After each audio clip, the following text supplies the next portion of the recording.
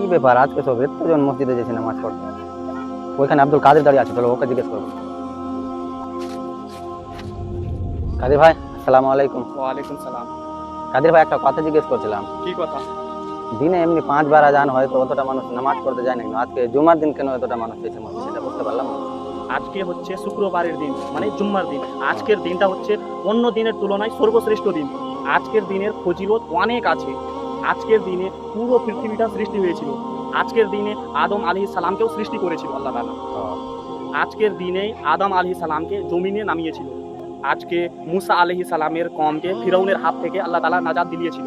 ও, আজকের দিনে ইউনুস আলাইহিস সালামকে মাছের পেট থেকে বের করা হয়েছিল। আজকের দিনেই মক্কা ফাতা হয়েছিল। আজকের দিনেই কিয়ামত আসবে। এগুলো ফজিলতের জন্যই মানুষ যায় বেশি বেশি ইবাদত করতে। ও। আসসালামু আলাইকুম বন্ধুরা, আপনাদের সবাইকে জুমা মোবারক।